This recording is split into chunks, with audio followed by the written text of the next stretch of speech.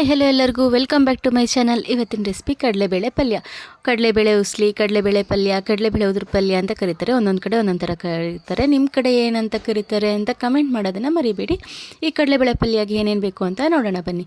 ನೆನೆಸಿ ಬೇಯಿಸಿಟ್ಕೊಂಡಿರೋ ಅಂಥ ಕಡಲೆಬೇಳೆ 1 ಕಪ್ಪು, ತುರಿದಿರೋ ಕೊಬ್ಬರಿ ಒಂದು ಸ್ವಲ್ಪ, ಹಸಿಮೆಣ್ಸಿನ್ಕಾಯಿ ಉಪ್ಪಾಕಿ ರುಬ್ಬಿಟ್ಕೊಂಡಿದ್ದೀನಿ ತರತರಿಯಾಗಿ, ಸಾಸಿವೆ, ಕರಿಬೇವು.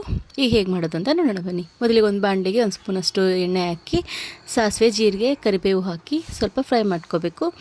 ಈಗ ಮೆಣಸಿನ್ಕಾಯಿ ಮತ್ತು ಉಪ್ಪು ಹಾಕ್ಕೊಂಡು ತರತರಿಯಾಗಿ ರುಬ್ಕೊಂಡಿದ್ವಲ್ಲ ಅದು ಕೂಡ ಹಾಕಿ ಹಸಿ ವಾಸನೆ ಹೋಗೋ ತನಕ ಫ್ರೈ ಮಾಡ್ಕೊಳ್ಳಿ. ಇದು ಹಬ್ಬಗಳಲ್ಲಿ ಶುಂಠಿ, ಬೆಳ್ಳುಳ್ಳಿ, ಈರುಳ್ಳಿ ಇದೇನು ಬಳಸಬಾರ್ದಲ್ಲ ಅಂತ ಟೈಮಲ್ಲಿ ಇದು ಮಾಡ್ಕೋಬೋದು, ತುಂಬ ಚೆನ್ನಾಗಿರುತ್ತೆ.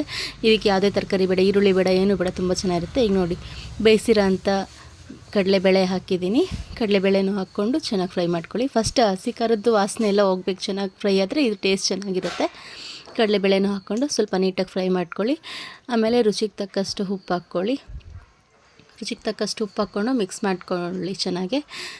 ಇದು ಯಾವಾಗಾರ ಸ್ನ್ಯಾಕ್ಸ್ ಟೈಮಲ್ಲೂ ಮಾಡ್ಕೊಂಡು ತಿನ್ಬೋದು. ಹಾಗೆ ಇದ್ರ ನೀರು ಬಸ್ಕೊಂಡಿರ್ತೀವಲ್ಲ ಬೇಯಿಸಿ, ಅದರಲ್ಲಿ ಸಾರು ಕೂಡ ಮಾಡ್ಕೋಬೋದು. ಸಿಂಪಲ್ಲಾಗಿ ಯಾವಾಗಾರ ತರಕಾರಿ ಏನಿಲ್ಲದಾಗ ಮಾಡ್ಕೋಬೋದು, ಚೆನ್ನಾಗಿರುತ್ತೆ. ನೀವು ಕೂಡ ಒಂದು ಸತಿ ಟ್ರೈ ಮಾಡಿ ನೋಡಿ, ಆಯಿತಾ.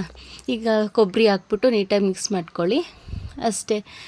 ನೋಡಿ, ಕಡಲೆಬೇಳೆ ಪಲ್ಯ ಎಷ್ಟು ಸಿಂಪಲಾಗಿ, ಎಷ್ಟು ಈಸಿಯಾಗಿ ಮಾಡ್ಬೋದು. ನೀವು ಕೂಡ ಒಂದು ಸತಿ ಮಾಡಿ ಹೇಗೆ ಬಂತು ಅಂತ ಕಮೆಂಟ್ ಮಾಡಿ. ಇನ್ನು ಯಾರ್ಯಾರು ನನ್ನ ಚಾನಲ್ ಸಬ್ಸ್ಕ್ರೈಬ್ ಮಾಡ್ಕೊಂಡಿಲ್ವೋ ಎಲ್ಲರೂ ಸಬ್ಸ್ಕ್ರೈಬ್ ಮಾಡಿರಿ, ಶೇರ್ ಮಾಡಿರಿ, ಲೈಕ್ ಮಾಡಿರಿ. ಹಾಗೆ ಇನ್ನಷ್ಟು ಸಿಂಪಲ್ ಆ್ಯಂಡ್ ಈಸಿ ರೆಸಿಪೀಸ್ನ ಶೇರ್ ಮಾಡ್ತೀನಿ. Thank you for watching.